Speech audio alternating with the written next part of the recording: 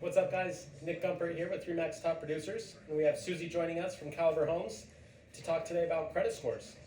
So without any further ado, what can you give us the scoop on regarding credit scores and how that affects someone's ability to get into a home? So there's a huge myth that you need to have the perfect score. And honestly, it's very untrue. For an FHA loan, you can actually go as low as a minimum credit score of 580. 580 is actually pretty doable. But for a conventional loan, you can actually do a minimum credit score of 620. Okay. So both are really low credit scores, and both scores get you into a home. Okay. So let's throw this one out there, though. I'm at 540. Like, how do I bump that up? Because I found a really good option for me and my family, but that's where I know I'm at. You know what, that's a really good question. I actually just had a customer whose credit score was at 520, and we're like, you're a little shy. But there's a few things that we can actually do to help bump it up too. So number one, you can actually go into a credit repair agency.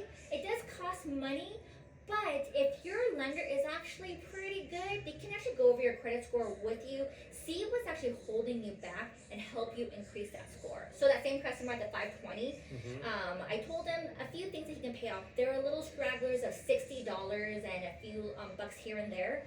It took about 3 months, but we were able to bump it up to 688. So from 520 all the way to 688, Yep. we're able to get into a home. Yep. How about credit cards? Because I know that becomes an issue. How much is too much in terms of, is it a dollar amount? Is it a percentage that affects credit scores? How does that work? We actually don't care about how much is owed. We Okay. only look at the minimum payment due. So same thing with like a car loan. You may have a car loan for $60,000, but your payment is only $300. We only look at the minimum payment. So with Okay. credit cards, we look at the minimum payment. Okay. So you actually don't have to worry about paying it all off. But if your credit limit is $10,000 Yep. and you're at $10,000, you're maxing it out. So we want to work on bringing that down because credit bureaus, they want to look at 33%.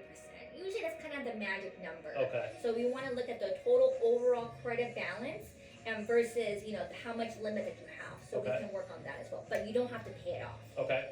And then that leads to maybe another question of, should I just close my account? I have X amount of credit cards. Should I just get rid of 3 or 4 of them? Yeah, people ask that all the time, and actually don't recommend closing a credit card. Just because when you look at a credit history, right? When you close that one credit card, say it's your oldest credit card, and you just don't use it because, like, my first Capital One credit card limit was like $300. Yeah. But I closed it because I was like, I don't need $300. But that actually closes your history. So when you close that history, it starts off from the next history as well too. So if you can, keep it open as long as possible. Okay. With loans, there's nothing you can do. Once you pay off a loan, it's already closed. But for credit cards, don't close it. Keep it as long as possible. I wish I would have kept that Capital One $300 credit card. One more option. Yeah. So how about for those of us that do qualify for a house, why not wait? Okay. So a lot of people, they tell me, I was like, I want to work on my credit score just a little bit more before I buy my house. But honestly, if your credit score is above the 580, I do recommend, get into a home now. Home prices they're climbing, right?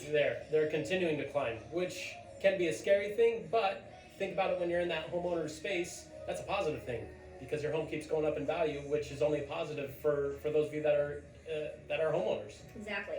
So we can do a few things. We know what your credit score is, right? So we can work on actually improving your credit score from then until actually getting into a home. For whatever reason you don't find a home, at least we're working on that, right? But if you find a perfect house, don't let your credit score actually hold you back. Get into the home now. You can always refinance after too. And by that time, I'm pretty sure the equity would have increased a lot by then. Right. My last question that I can think of that I get quite a bit is, if there's 2 of us looking to get into a home, does it go by the person that has a higher credit score? Or if I'm at a 780 but my significant other is at a 700, how does that work? You know what? Fannie Mae actually just came out with a new guideline, so that's a really, really good question. This is brand new. Before, we actually had to use the lower of the 2, right? So we would have to use from your 780 to the 700. Yep. We actually use the average of the 2 now. Nice. So it actually bumps it up a lot more. Yep. So it gives you more of a better chance of getting a credit score, Sure. a better interest rate. So your credit score actually affects your interest rate. Yep. So if you do have a lower credit score, you can't really get the lowest interest rate just because it does affect it. There you go. But it still gets into the house, and honestly, it's worth getting into the home first versus worrying about your credit score being a little bit on the lower side. Sure, makes sense. Guys, that's all we have today for credit history and how our credit can affect our ability to get into a home. Hopefully we gave you some tips to walk away with and think about and talk about. And if you have any questions, feel free to reach out, and hope you have a good one.